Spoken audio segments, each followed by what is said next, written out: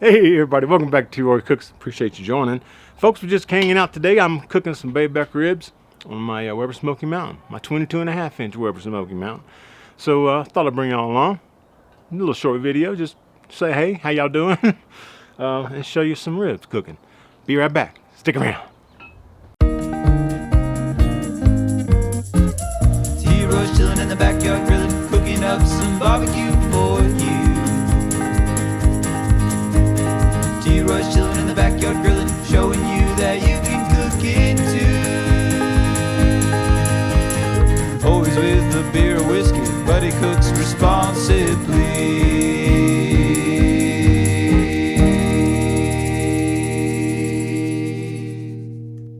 Alright guys, let me explain the setup here. Again, 22.5-inch Weber Smokey Mountain. I got a huge, like 5-inch dial, adjustable dial from River Country on there. If you hadn't seen this in a while.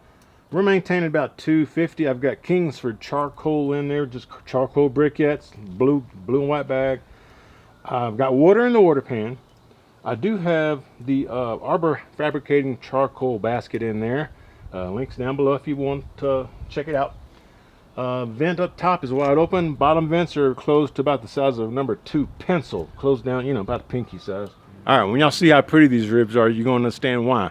This is the rub I put on there. I coated it with some mustard first of all, just slathered mustard across the ribs.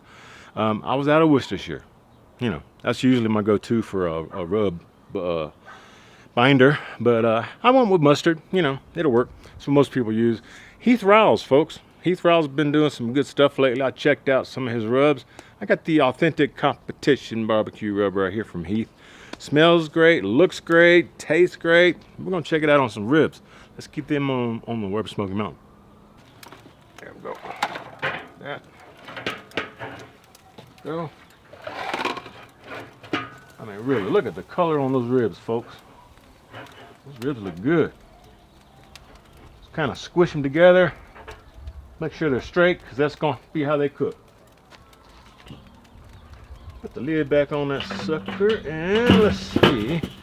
All right, now we got to load some wood in here. Like I mentioned earlier, I believe. I've got some pecan, however you want to say it. Just a couple of fist-sized chunks. Just throwing them in there. Kind of just off the edge of the center, because that's where the charcoal, I'm doing the minion method. So all my charcoal went into the center. And it's going to slowly fan out, spread. There we go. All right, we're cooking, folks. We'll bring y'all back here in a little bit. Get you up here. We'll bring y'all back here in a little bit, and we'll check on them. Probably 2 or 3 hours, see if they need spritzing. See you then. Guys, we've been rocking for a couple hours. I think it's about time to spritz. Let's check it out, see what's going on. And I do want you to notice we're getting up. We've been maintaining about 250, but it is starting to climb a little bit. So on 2 of the bottom vents, I did shut them to about 1/8 of an inch, just, you know, closing down a little bit. They still open, just a little bit more closed, about half what they were. But anyway, let's check on these ribs. Oh man, they looking good. Yeah, heck yeah, they looking good. I'm seeing some blood, you know, splattering on some of this stuff a little bit right here. Anyway, looking pretty good. Let's see if we can clean these up just a little bit. There you go. Off there, off there, this one here, there. All right, and all these spots where I'm removing this one looks actually pretty good.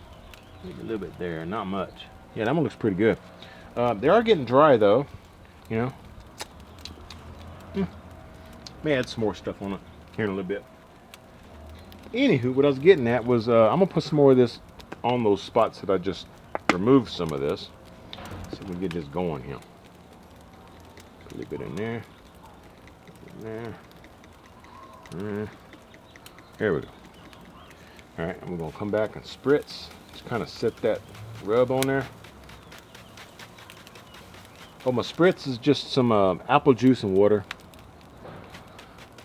I didn't have any, I'm sorry, apple cider vinegar and water. I did not have any apple juice or any other kind of juice to put on here. But I don't want to leave this lid off here too long because that will make it start really heating up inside. So let's just spritz her real quick, and I'm thinking maybe every 30 minutes or so I'll come check, see if it needs another spritz. So I won't bring y'all back every time I'm spritzing, but you know, towards the end, I'm assuming it's going to be probably like baby back ribs usually take 5-6 hours. We'll see how it goes. We'll bring y'all back.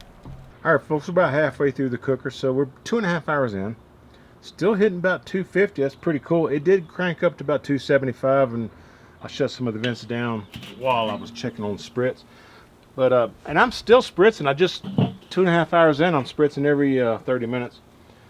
But it's getting pretty dark. I mean, this one especially. So I've closed that vent, trying to keep it cool on that side. And it's still maintaining temps. It's still doing great, but it's getting pretty dark. I don't know if it's the rub. I don't think it's the apple cider vinegar I'm using. It's just water mixed with it. But yeah, it's getting dark. So I think I'm going to not wrap them. I'm just going to tint them with foil. I've never done this before, so we're going to check it out. Let's see if I can just kind of do that. That's hot. Do that.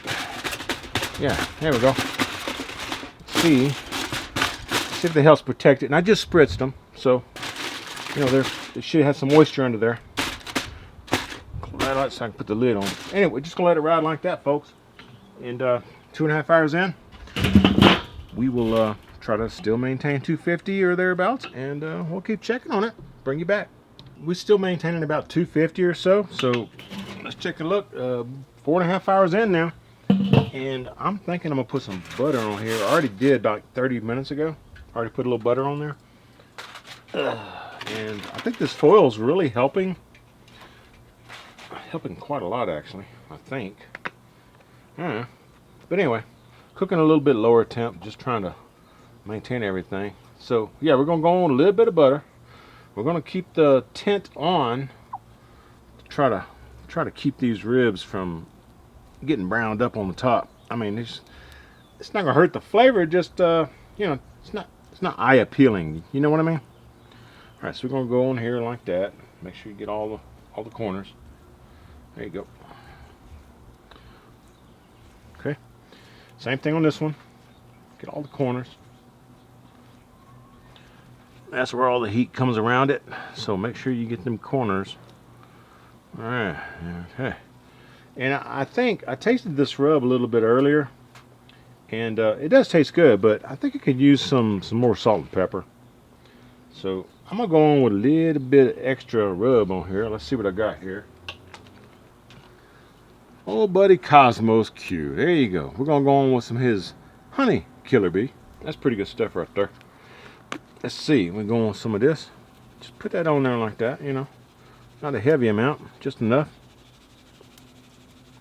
Give it a little bit of twang, a little honey flavor, a little sweetening. There you go. I'm also going to go on with some of the black pepper that I use on my briskets, because I like black pepper on my ribs.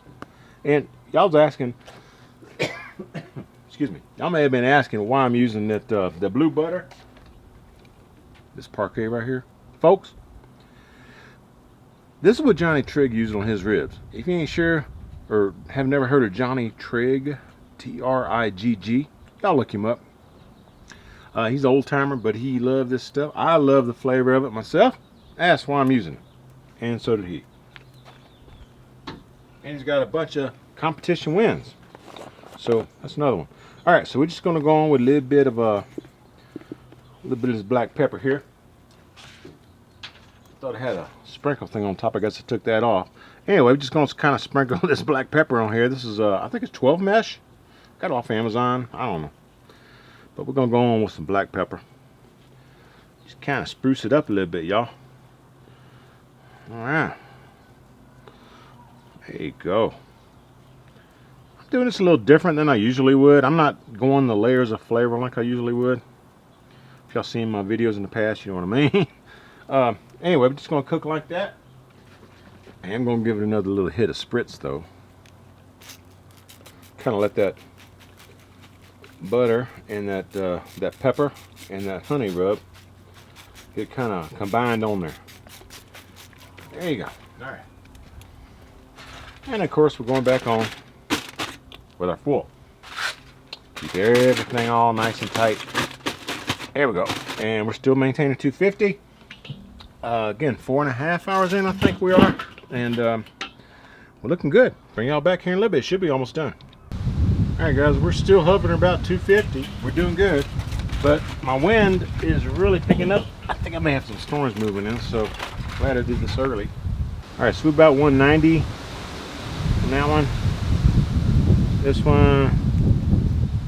one actually feels really, really tender. I think this is done. It's showing 182, but I think this one is done, y'all. This was really, really nice. This one, I'm gonna go ahead and pull it too, because I don't want it to get too tender. But I'm gonna go ahead and wrap them for maybe half hour in some foil, and I'm gonna keep the sausage on.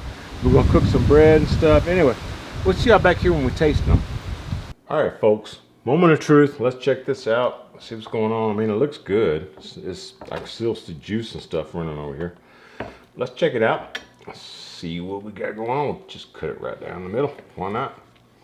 Might as well. Let's see. Let's see if we go down one of these ribs. There we go. Just like that. There we go. Pull that baby out.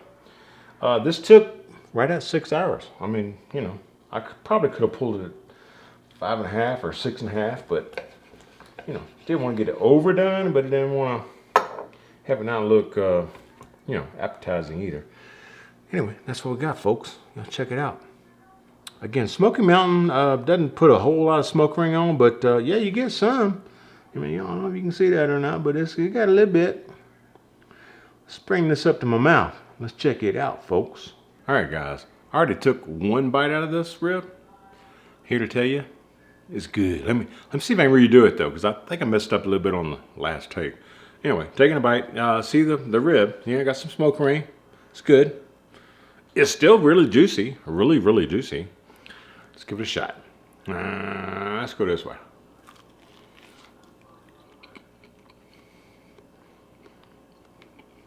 Folks.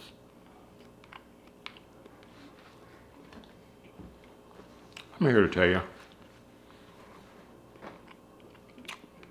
That's excellent. Really, really good.